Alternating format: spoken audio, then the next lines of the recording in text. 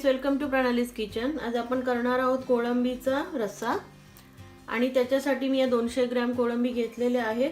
तर धुवून मी स्वच्छ करून घेतलेले आहेत आणि आपण याच्यासाठी वाटण काढणार आहोत। त्याच्यासाठी मी ही अर्धी कवड किसून घेतलेली आहे पूर्ण।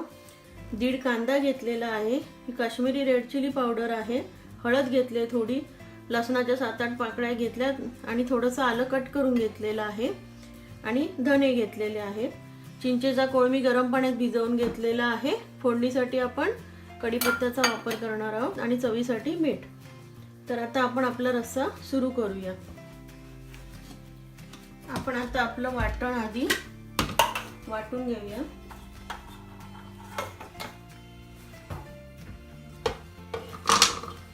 आलं, लसूण, हा 1.5 कांदा घेतलेला आहे तो टाकते।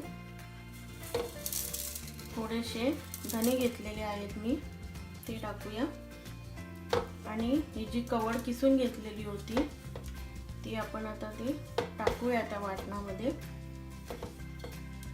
आणि काश्मीरी रेड चिली पावडर, त्याने आपल्या रश्याला कलर खूप चांगला येणार आहे। आणि आपण आता या ताटातच पाणी टाकून आपण तेच पाणी वाटण्यासाठी वापरणार आहोत। आपण आता आपलं वाटण चांगलं वाटून घेऊया।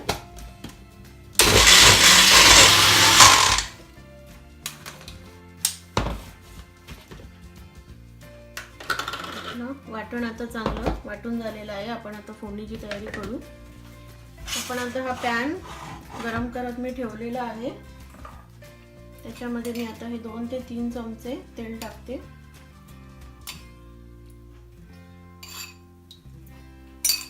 आपण आता थोडे सालीसकट मी लसूण ठेचून घेतलेले आहेत ते टाकते आणि हा थोडासा कढीपत्ता।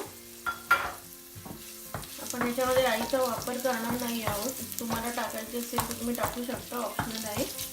पण आपण याच्यावर थोडा लसणाचा स्वाद देणार आहोत। आपली लसूण आणि कढीपत्ता आता शेकलेला आहे, चांगला फ्राय झाला। त्याच्यात मी आधी थोडंसं वाटण टाकते आणि आपण आता त्याच्यात कोळंबी टाकून घेऊया। त्या कोळंबी आपण चांगल्या आधी फ्राय करून घ्यायचे। तुम्ही जर त्या अशाच रश्यामध्ये सोडल्या तर त्या पूर्ण उकळण्यासारख्या लागतात, त्याच्यामुळे फ्राय करून घ्या आधी। थोडंसं झाकून ठेवूया। चेक करून घेऊया। आपला मसाला थोडा खाली लागलेला आहे। आपण हा चिंचेचा कोळ बनवून ठेवला होता तो मी सगळा टाकते आता याच्यामध्ये।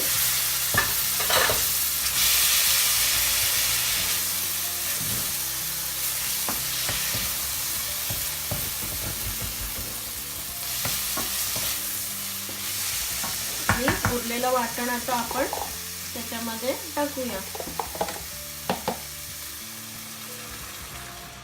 तुम्ही हा असा माशाचा रस्सा सुद्धा तुम्ही करू शकता। फिश करी सुद्धा इझी आहे करायला। अशी कोणतंही फिश घ्या, असा मसाला जर तुम्ही रेडी केला तर तुमची मालवणी फिश करी तयार होते। थोडंसं पाणी टाकूया।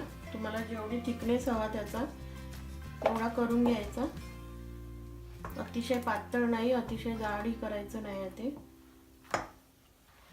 आणि आपण आता हे चांगलं उकळून देऊया।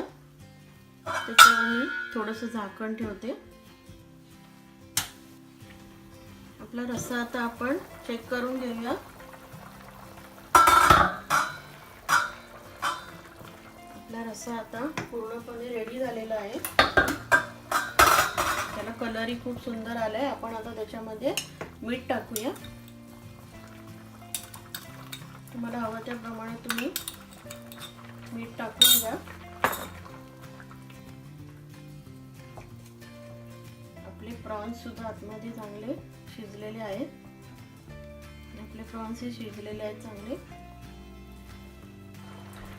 अशा प्रकारे आपली आता ही कोळंबीची करी तयार झालेली आहे.